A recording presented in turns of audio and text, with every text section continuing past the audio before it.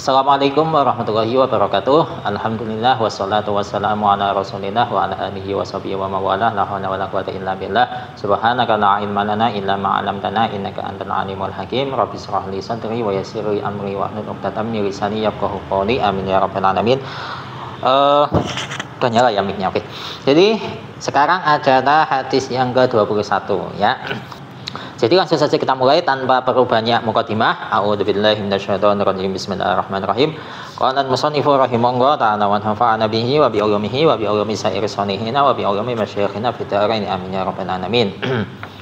Al-haditsu al-hadi wal ishruna, hadis yang ke-21. Ani bin Abbasin radhiyallahu ta'ala anhuma annahu qala Rasulullah sallallahu alaihi wasallam man adkhala ala qalbi akhihi al-muslimi farahan wa sururan fi darid dunya khalaqallahu ta'ala min dalika malakan yadfa'u anhu al-afati fa idza kana yaumul qiyamati jaa ma'ahu qarinan fa idza marra bihi haulun yuhzi'uhu qala la takhaf fayaqulu man anta fayaqulu ana al-farahu wa sururu alladhi adkhaltahu ala akhika al-muslimi fi darid dunya. Hadis ini diriwayatkan oleh sahabat Abdullah bin Abbas radhiyallahu taala anhuma. Sesungguhnya beliau berkata, Rasulullah sallallahu alaihi wasallam bersabda, ini saya artikan yang mainstream saja ya. Siapapun yang memasukkan ke hati saudara muslimnya, yaitu memasukkan rasa senang dan rasa bahagia di kehidupan dunia, maka Allah akan menciptakan sosok malaikat disebabkan amal tersebut, yang mana sosok malaikat ini itu menolak afat atau bencana agar tidak menimpa kepada orang tersebut. Ketika di hari kiamat kelak, sosok malaikat tadi akan menjadi teman baginya. Nah, kemudian ketika orang ini itu mengalami haul atau kepayahan atau kesusahan yang menakut-nakutinya, maka sosok malaikat tadi itu berkata, jangan takut. Nah, sehingga orang ini itu bertanya, siapa engkau? Maka sosok malaikat ini menjawab, saya adalah kebahagiaan dan kesenangan yang telah engkau masukkan ke saudara muslimmu ketika di kehidupan dunia. Itu untuk arti yang santai saja ya.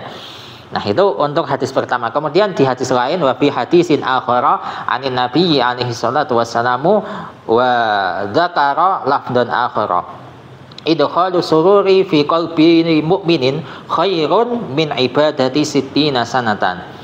Dalam hadis lain yang juga ini dari Nabi alaihi salatu wassalamu, beliau itu menyebutkan lafaz yang berbeda, yaitu bunyinya, memasukkan rasa bahagia ke hatinya orang yang beriman itu lebih utama atau lebih baik dibandingkan ibadah 60 tahun. Nah, itu untuk hadisnya. Sekarang untuk kisahnya. Tapi ini kisahnya itu malah berkaitan dengan hewan, bukan dengan manusia ya. Wa fi hikayatin anna Abdullah bin Mubarak atau anna Abdullah bin Mubaraki ra'a farasan yuba'u fi suqi bi arba'ina dirhaman faqala ma arhasahu qila fihi uyubuhu qala ma danika qala la ya'tu khalfal aduwi wa yaqifu hatta yudrikuhu adu wa yashulu ya soha la yashulu. Saya ini masih belum nemu fi'il mudhari'nya bacanya apa. Emang saya belum ngecek di kamus Al-Munawwir sih, cuman saya ngeceknya itu di Al-Ma'ani. Insyaallah wa yashulu ya. Kalau misalkan salah silakan dikoreksi.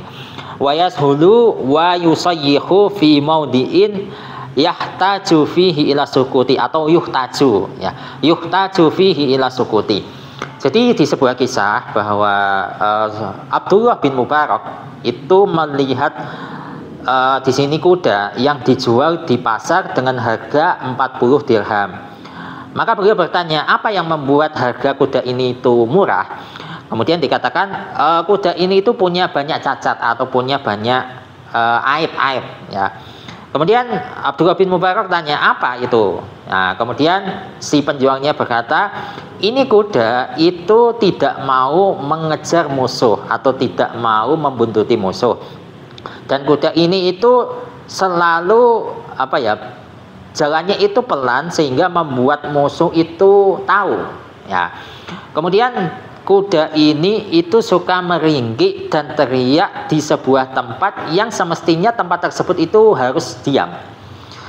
Nah, kemudian di sini tanggapan Abdullah bin Mubarak, qala hadza huwa ghalin fatarakahu fashtarahu tilmidu Abdillah bin Mubarak. Falamma kana yaumul harbi baroza. Ya, masuk barizun kan nggak mungkin kan? Atau misalkan kalau i'rab saya salah ya tolong dikoreksi ya. Falamma kana yaumul harbi baroza hada wa amina al-farasu amalan hasanan faqala Abdullahi litilmidihi ajara bata uyubahu faqala na'am huwa kama kana fima dzakaru walakin lamma istaraituhu qultu fi udunihi ayyuhal farasu inni taraktu ad-damba wa tubtu wa raja'tu ila Allah ta'ala fatruk anta aidon ma fika minal uyubi. Nah, sampai mana tadi? Nah, kemudian tanggapan Abdullah bin Mubarak setelah mendengar ciri-ciri yang katanya itu merupakan aib atau cacat dari kuda tersebut. Oh, malah justru yang membuat kuda ini itu mahal yaitu justru ini yang membuat kuda ini mahal. Nah, akan tetapi di sini Abdullah bin Mubarak tidak membelinya ya. Justru di sini muridnya yang justru membeli kuda tadi. Nah, ketika hari perang atau ketika peperangan terjadi, ini orang itu tampil dan membawa kuda tadi. Ternyata kuda tadi itu bertingkah sebagaimana mestinya, malah punya kontribusi dalam peperangan tersebut. Kemudian Abdullah bin Mubarak ini tanya kepada muridnya, untuk cacatnya itu kamu tahu nggak cacatnya itu apa? Atau kira-kira cacatnya itu sudah engkau ketahui nggak? Di sini jawaban muridnya itu iya, cacatnya sudah saya ketahui dan memang sebagaimana yang disebutkan. Akan tetapi ketika saya sudah membeli kuda tersebut, itu kudanya saya bisiki gini, wahai kuda, saya itu sudah meninggalkan dosa, saya sudah taubat dan saya sudah kembali ke Allah Ta'ala. Maka kamu juga harus meninggalkan aib-aib yang ada pada dirimu. Ya. Kemudian faharroka roksahu salah sama rotin wa ajaba farahan bi antaraktu ad-damba fa'alimtu annal uyuba min sahibil farasi la minal farasi li'anna farasal kuffari yul'inu sahibahu hatta yang zila an dohrihi wadolimu kadanika atau wadolimi ya wadolimi ay wa farasad dolimi, tapi di sini saya baca wadolimu ya wadolimu kadanika liqaulihi ta'ala ala laknatullahi ala dolimin surat Hud ayat 18. Nah, sehingga setelah saya bisiki tersebut, kepala kuda tadi itu ngangguk-ngangguk sebanyak 3 kali. Itu menunjukkan bahwa kuda tersebut itu menjawab dengan senang. Nah, dari situ itu saya tahu bahwa aib-aib yang ada pada kuda tersebut itu berasal dari pemilik sebelumnya, bukan berasal dari kudanya. Karena kudanya orang-orang kafir itu melaknat pemiliknya sampai orang kafir itu turun dari punggungnya kuda tersebut. Begitu juga untuk kudanya orang-orang dolim ya. Sebagaimana firman Allah Ta'ala, a'udzubillahi minasyaitonirrajim, ketahuilah bahwa sesungguhnya laknat Allah itu ditimpakan kepada orang-orang yang dolim. Surat Hud ayat 18. Fa idza la'anahu maulahu yal'anuhu kullu syai'in fakadzalika yal'anu atau yu'inu al-farasu sahibahu idza kana kafiran aw doliman aw munafiqan aw mutakabbiran hatta yanzila an dhahrihi fa'alima anna dabata tafrahu fatati'u li sahibiha bisababi dalikal farahi fakadzalika al farahu yakunu suratan yaumal qiyamati taji'u wa ta'khudhu sahibaha wa taquduhu ilal jannati. Nah, sehingga dari sini ketika Tuhannya orang tersebut itu melaknatnya, maka otomatis segala sesuatu atau semua makhluk itu juga akan melaknat orang tersebut. Nah, begitu juga seekor kuda itu akan melaknat pemiliknya jika pemiliknya itu adalah orang kafir, orang dolim, orang munafik, atau orang yang sombong, sampai orang tadi itu turun dari punggungnya kuda tersebut. Nah, sehingga dari sini Abdullah bin Mubarak itu tahu bahwa binatang melata itu akan senang dan akan patuh kepada pemiliknya disebabkan oleh rasa senang tersebut. Begitu juga rasa senang tersebut itu kelak akan menjadi sosok makhluk di hari kiamat yang datang dan menggiring pemiliknya. Di sini redaksinya itu mengambil dulu, memegang pemilik pemilik dari kendaraan tersebut atau hewan tersebut, kemudian hewan tadi itu akan menggiring pemiliknya menuju surga. Jadi itu yang bisa kita pelajari di kesempatan kali ini. Semoga ini bermanfaat untuk kalian.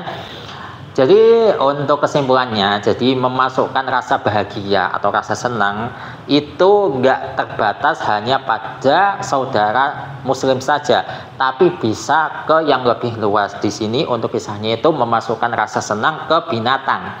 Jadi untuk memasukkan rasa senang atau membuat binatang itu senang itu nggak harus dengan sesuatu yang mahal semestinya.